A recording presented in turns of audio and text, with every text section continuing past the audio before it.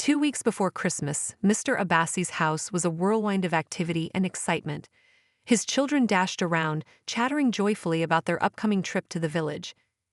It was their favorite time of the year, a chance to escape the city, enjoy the fresh countryside air, and reunite with their cousins.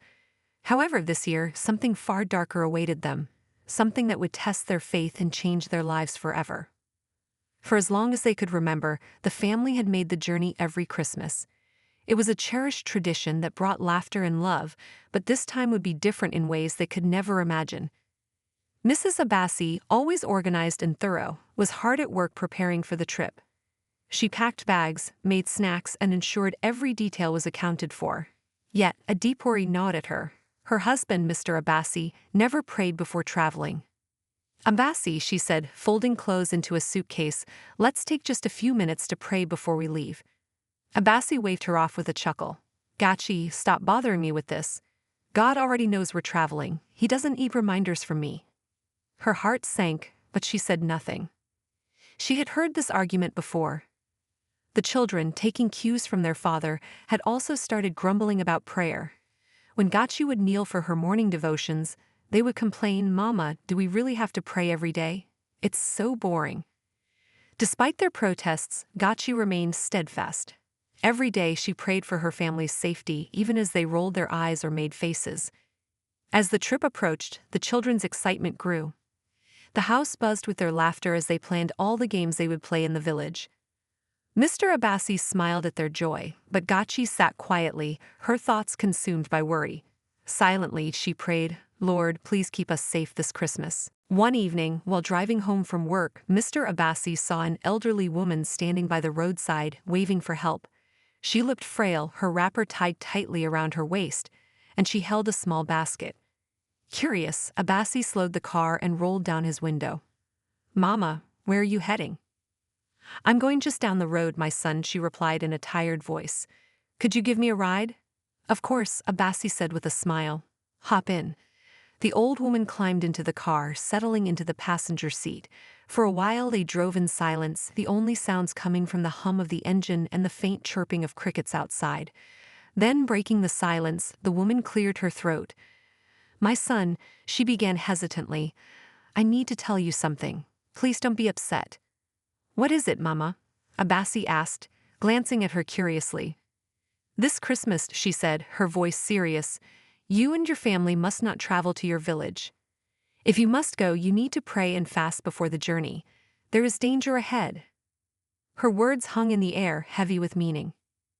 Abassi chuckled, shaking his head. "Mama, I've been making this trip for years, and nothing has ever happened. Thank you for your concern, but we'll be fine." The old woman's expression grew somber. "I've said my piece. The rest is up to you." When they reached her stop, she stepped out of the car and turned back one last time. "Remember, my son, pray and fast if you decide to go." Abassi waved her off with a polite smile. As he drove away, he dismissed her words as mere superstition.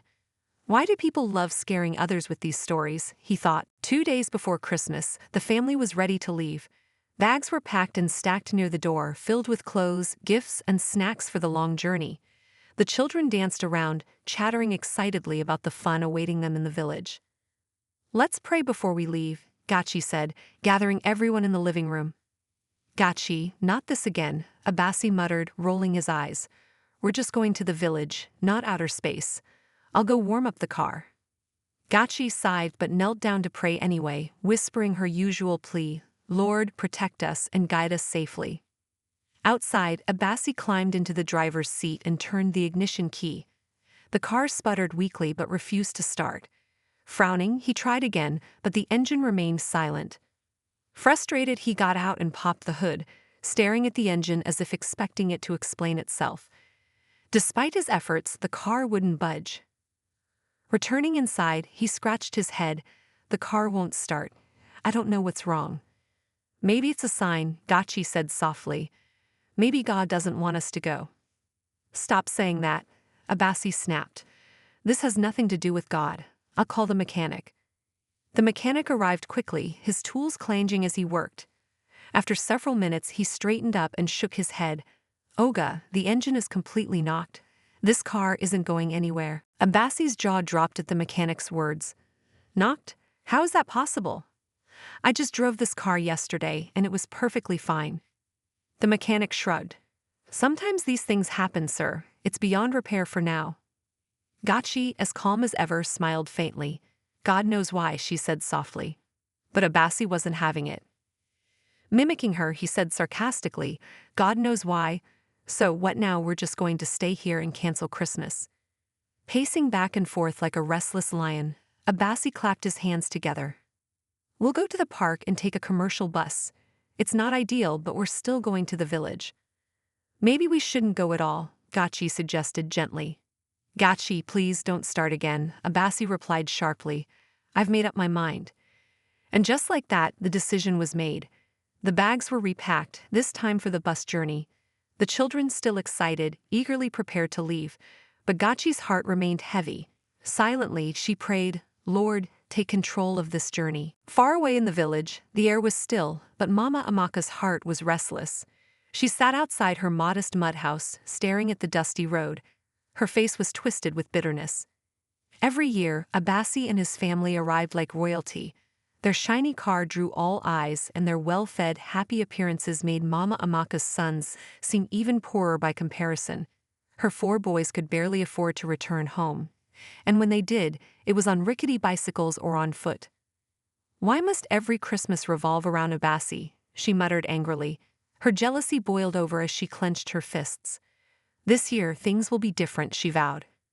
Calling her closest friend, Mama Ease, she whispered, Sister, I can't take this anymore. This year, that boy and his family will not come here to flaunt their wealth. Mama Ease, whose tongue was as sharp as a blade, nodded in agreement. You're right, Amaka. It's time to put a stop to it. Without wasting a moment, the 2 women ventured deep into the forest, where the village witches lived. The path was dark, the trees bending low as if to listen. They reached the witch's hut, where a cold wind blew, sending chills down their spines. The leader of the witches, an old woman with a face like a withered leaf, greeted them. Why have you come? Her voice echoed like thunder. Mama Amaka knelt on the ground, her head bowed. I need your help, she said. My stepson Abassi must not make it to this village alive. His success has shamed me and my children for too long. The witches cackled, their laughter sharp and chilling. Is that all? The leader asked, her glowing eyes piercing. Consider it done. They gathered around a bubbling pot of black liquid.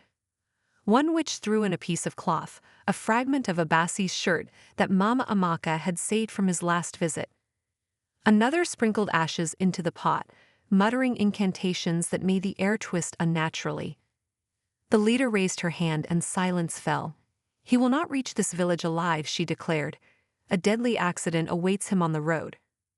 Mama Amaka's heart swelled with dark satisfaction. Handing over coins as payment, she returned home, her face calm but her mind dancing with wicked joy. She could already imagine the scene. Abassi's car smashed, his family gone, and the villagers mourning. Finally, her sons would no longer be overshadowed. Early the next morning, Mr. Abassi and his family arrived at the bus station. The place was bustling with travelers, vendors shouting and selling bread, sachet water, and roasted corn. The children clung to their bags, excitement bubbling over as they watched the buses being loaded. Holding the tickets, Mr. Abassi led his family to their assigned bus. It wasn't as comfortable as their car, but it would get them to the village. Once they settled into their seats, Gotchi stood up. Please, let's pray before the journey begins, she said, her voice gentle yet firm. Some passengers nodded and closed their eyes, while others whispered among themselves, rolling their eyes. Gotchi, sit down. Abassi hissed through gritted teeth. You're embarrassing me. This is public transport, not church. But Gotchi didn't listen. Bowing her head, she prayed aloud, Lord, protect us on this journey. Cover this bus and everyone inside it. Amen. A few passengers mumbled, Amen, while others remained silent. As the bus began its journey, the city faded into the distance.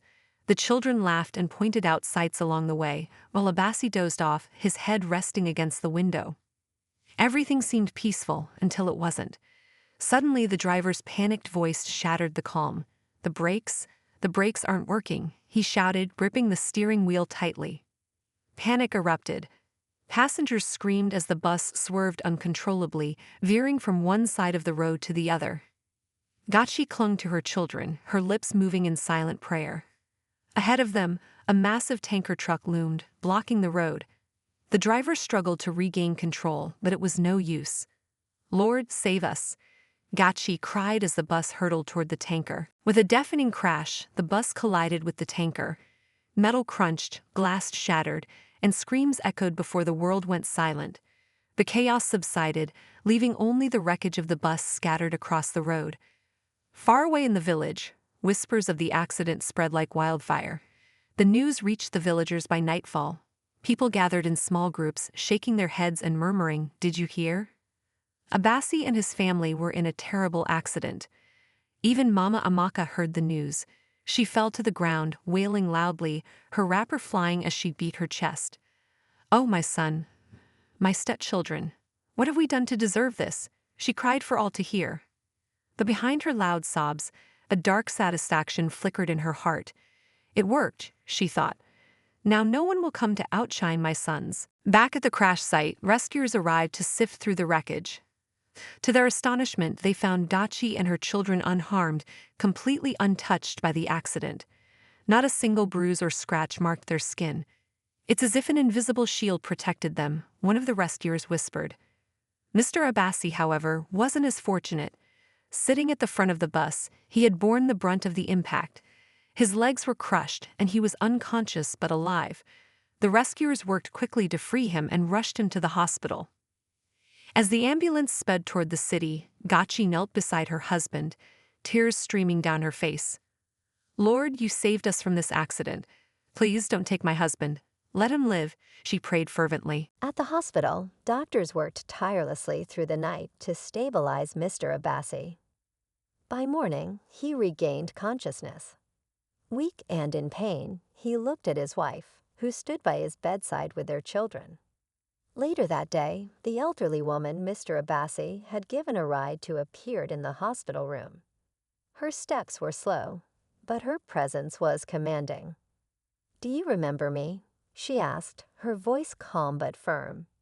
Mr. Abassi nodded weakly. "Yes, Mama." The old woman sat beside him.